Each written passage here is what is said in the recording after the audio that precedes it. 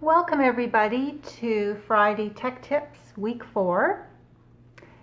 Today's demonstration is all about a very important finishing embellishment, the buttonholes. So here I've got a couple examples of very small buttonholes and in a chunky weight yarn, a little bit larger buttonhole. I'm going to show you a few different ways of doing buttonholes today and different ways to improve your techniques. So I've knitted a buttonhole sample. Now at the very bottom you'll see this is the conventional, what they call horizontal buttonhole. I've done a large one here just for demonstration purposes. So this has a fair bit of stretch. It will accommodate any size button within about 1 inch to a 2 inch. So this is a 1 1/4 and this is a 2 inch. So you can see it really does stretch well. The only problem with this particular buttonhole, can you see that lazy leg in the corner? It's not as noticeable in a thicker wool such as this one, but it's very noticeable if you're using a fine fingering weight, baby weight, DK, especially in a yarn that doesn't have much elasticity, like a silk blend or a linen blend. You'll see there's quite a long bar that just hangs there and makes the buttonhole look a little bit less than perfect. Okay, so I'm going to show you that particular buttonhole, horizontal, and the way that you can improve upon it. So I've got a little ribbing sample. Most of the time when you're doing buttonholes, they will be in ribbing or moss stitch or garter stitch as your border. So I'm going to work in 4 stitches.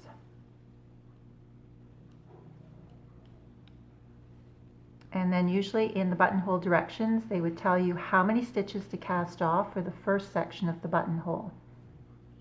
I'm going to cast off 4.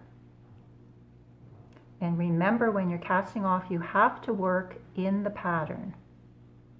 So I'm continuing to do my rib pattern as I cast off 4. So I have cast off a little bit looser than normal. That's just to accommodate the size of the buttonhole and to allow for stretch. Now I'm going to work to the end of the row.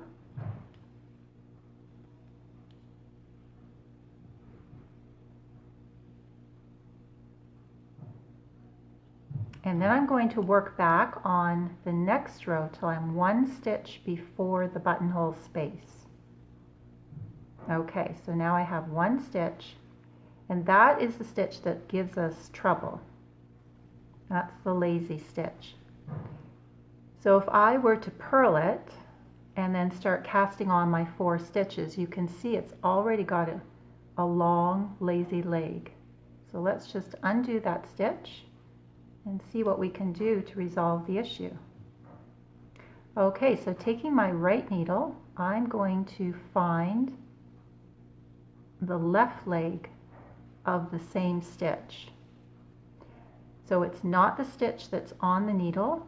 I'm going into the leg below the actual cast off bar, and I'm just going to lift it up onto the needle.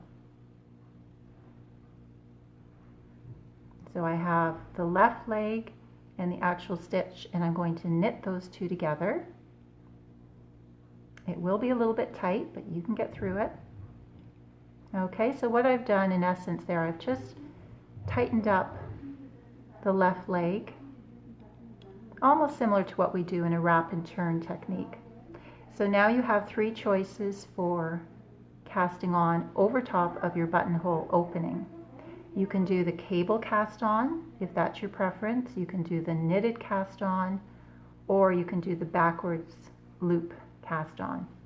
I'm a big fan of the backwards loop cast on, which is just a simple, what they call E-wrap, wrapping the yarn over your finger or thumb and picking it up onto the right needle.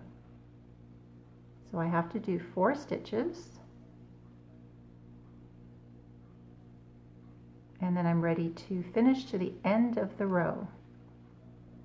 So the reason that I prefer the backwards loop cast on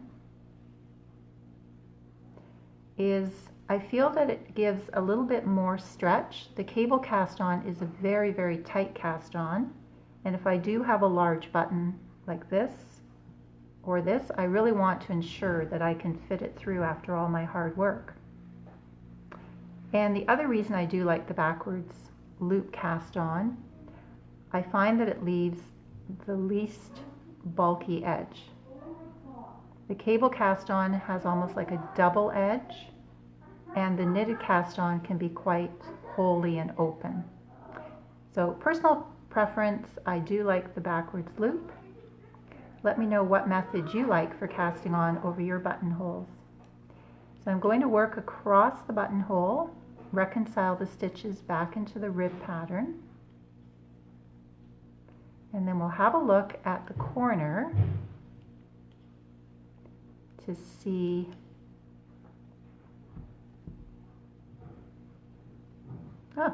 I think I've cast on 1 extra stitch, or I've cast off 1 fewer stitch, because for some reason I'm out of my ribbing sequence. That is fine since it is a sample. Okay, so there we go. I've stretched the buttonhole. The lazy leg is gone. It's really that simple. So from this, the original conventional style buttonhole, and that lazy leg, we're going to a much more refined buttonhole. So that particular horizontal buttonhole can be worked with any number of stitches for your cast off. Usually your pattern will dictate the number. Sometimes they'll just leave you out in the middle of nowhere and say cast off and make 5 buttonholes on the next row, and it's really up to you to space them out and to figure out where they go. Now there is a little tip that you might find helpful.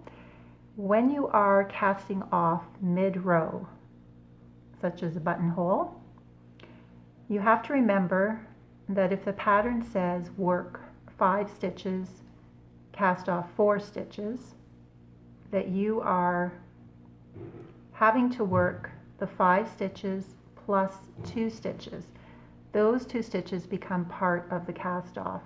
If you work the 5 stitches and then right away start casting off 1 stitch over the next, you're taking away from the 5 stitches in the pattern, and at the end of your row you won't have the correct number of stitches remaining. So try to remember that. That's a very common mistake that we all make. I'm just increasing a stitch here to get back into my rib pattern for the next buttonhole.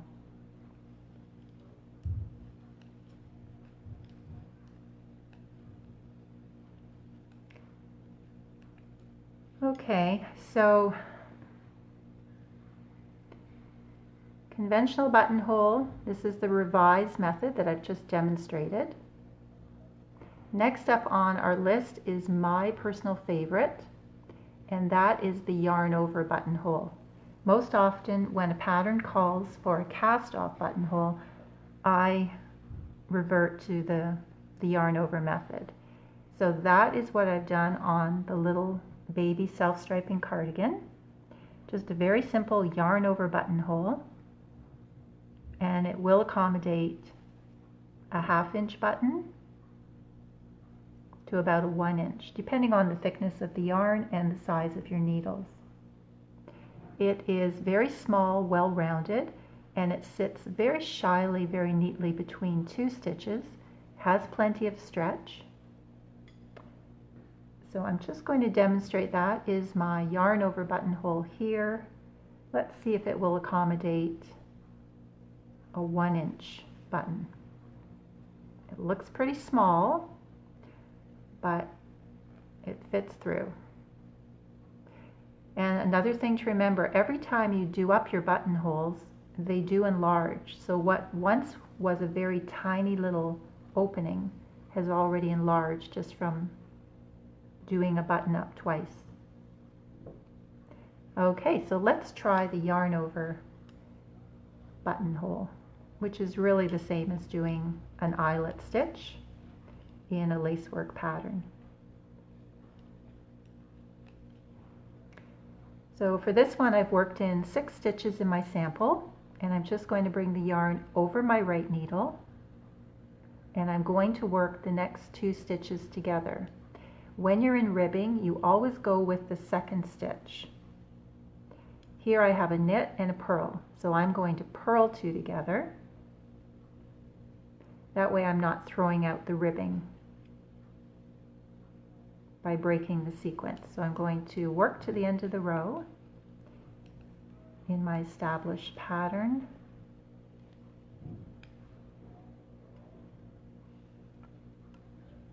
And there's no casting on the next row. Your buttonhole is right there waiting for you when you come to it.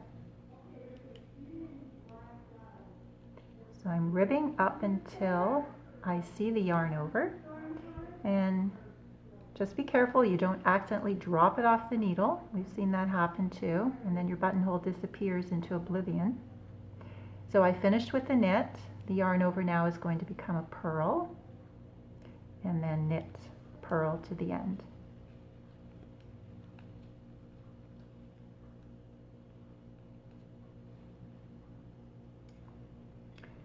So there we go. Nice and neat, well-rounded, no lazy bars at either side. But I'm sure what you're thinking is it is very small compared to the one before. Okay, well that is not a problem. If you need a larger buttonhole, but you still prefer the yarn over method, you can do a double yarn over. I'm going to have to work a couple rows to get past this one and let the stitches tighten up again into their ribbed position.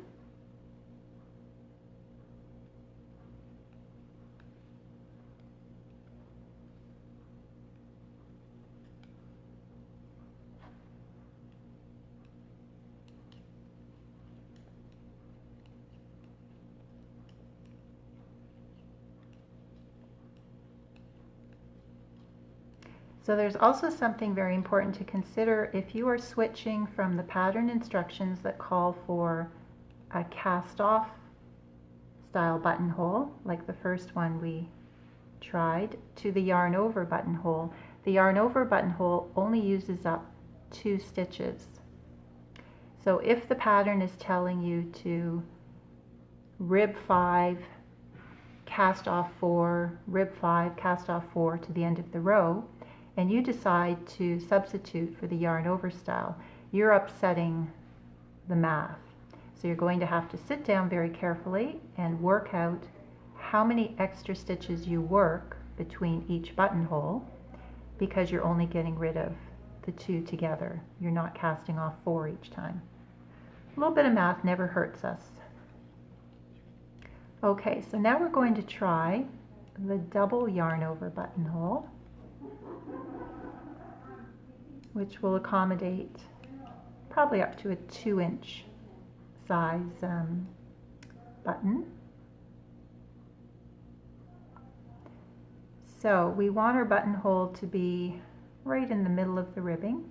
So we're working until we're 2 stitches away from where we're going to do the double yarn over, and we're going to knit 2 together, and then this time we're going to wrap the yarn over the needle once and twice. And then the next 2 stitches we're going to knit 2 together through the back loop. So already it looks a little larger than the first version. And we've ribbed to the end of the row. We're turning around and we're going to work back until we come to the double yarn over. Okay, so I've just finished with a purl stitch and I have my double yarn over on the needle. So I'm going to knit into the yarn over, release the first bar, and then I'm going to bring the yarn to the front and I'm going to purl into the same yarn over. And then I'll just continue in my ribbing. Knit and purl to the end.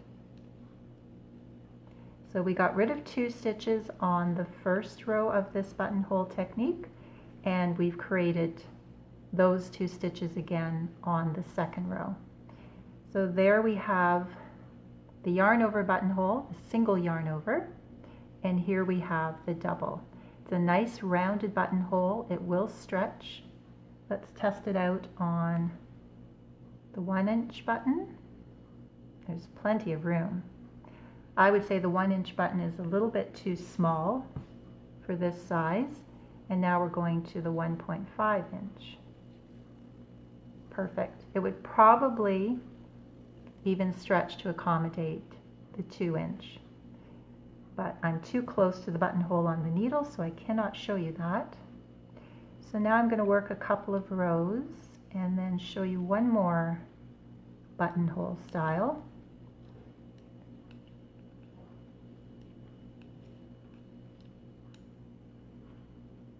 The last buttonhole I'm going to show you today is called the 1-row buttonhole. It does sound like an impossible feat, but it isn't. And the only buttonhole I really stay away from is the vertical buttonhole. I just find it's a very old-fashioned method, and it really doesn't show up in any patterns nowadays. I might be wrong. If you have a pattern that calls for the vertical buttonhole, let me know.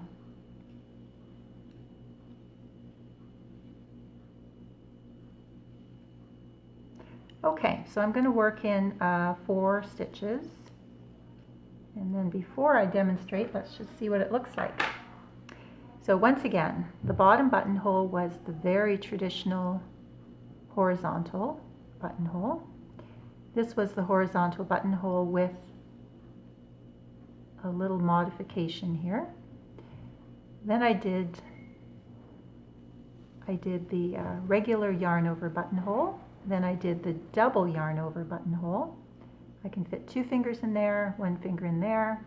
And then the last buttonhole technique is the 1-row buttonhole. And it's really quite nice, especially for the larger buttons. So let's try that as my yarn is shedding because it's such a hot day. Okay, I've worked in 4 stitches. Now I'm going to bring my yarn to the front and slip the next stitch purlways. Then I'm going to bring the yarn to the back. So I've created a little slip bar at the front of the stitch, and I'm going to leave the yarn at the back, and I'm going to slip 1 stitch, slip the next stitch, and then with my left needle I'll pass the first stitch over. So this is a form of casting off without actually knitting or purling the stitches. So 1 cast off, slip 1 more,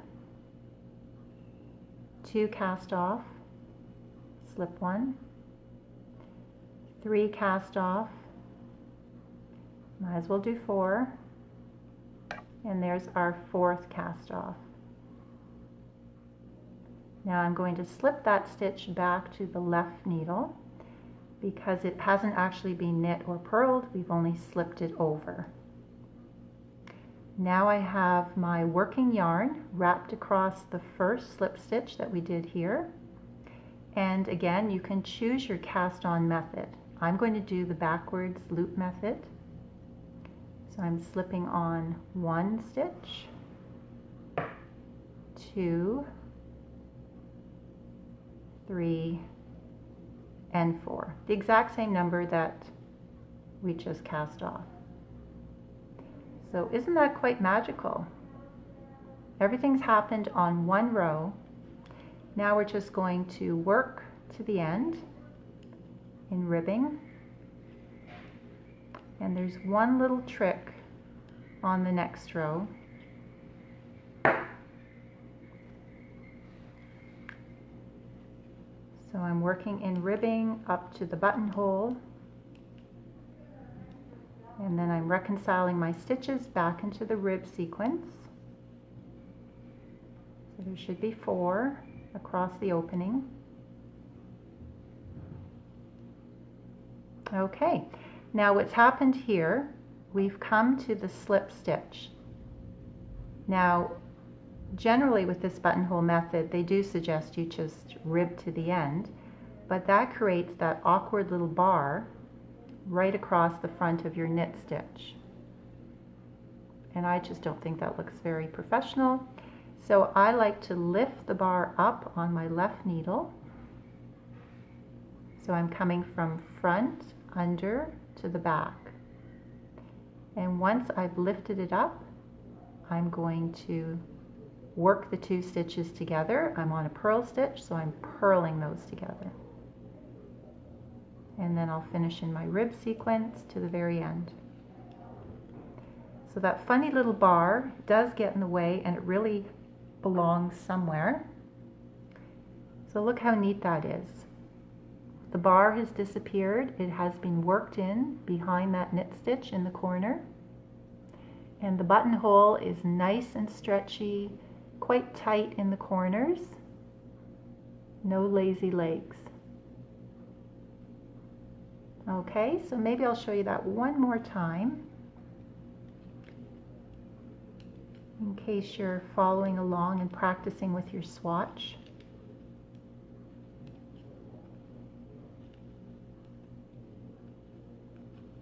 Now the 1 row buttonhole can be worked over 2 stitches, 3 stitches, 4 stitches, as many as you like. It all depends on what the pattern calls for and really the thickness of your yarn and size of your buttons.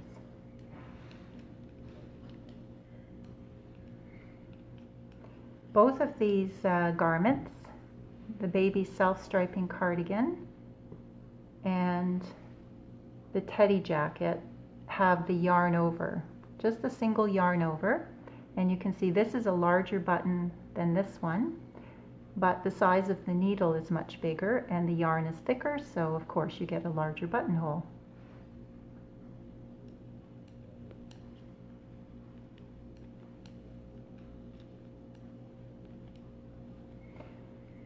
Okay, we'll do the 1 row buttonhole again.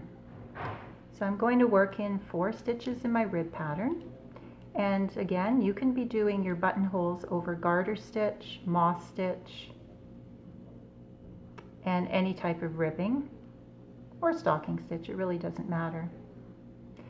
So 4 stitches in, I'm bringing my yarn to the front and I'm going to slip a stitch, and then I'm going to bring my yarn to the back and drop it.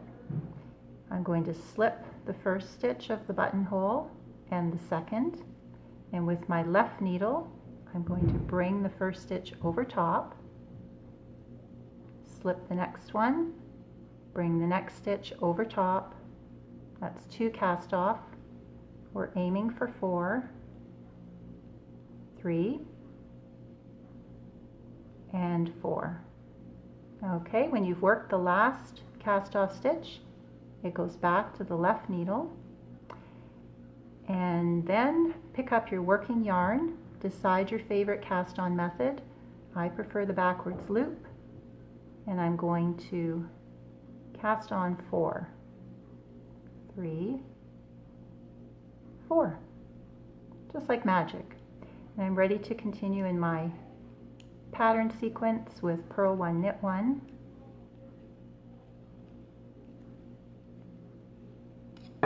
Okay, so in this technique they do consider the buttonhole is complete now, and you would just work however many rows till your next buttonhole. But we do have that little issue of the slipped bar in front of the knit. It's just not neat or secure. So on the next row, we're going to do our little trick. So knit, purl to the buttonhole.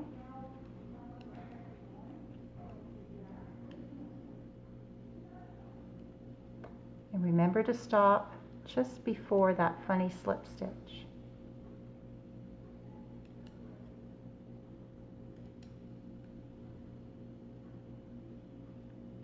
Okay, once again, there's the bar. It's not really attached to anything. I'm lifting it up on my left needle from front to back. So under and through. And then according to my pattern, I should be purling. So I'm purling the bar together with the stitch, because we don't want an extra stitch, and then I'm just ribbing to the end.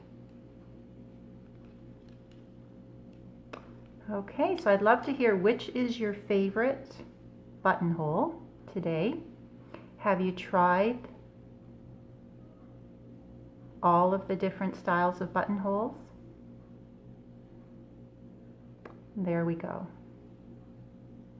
One row buttonhole, double yarn over buttonhole, single yarn over buttonhole, and the traditional horizontal buttonhole.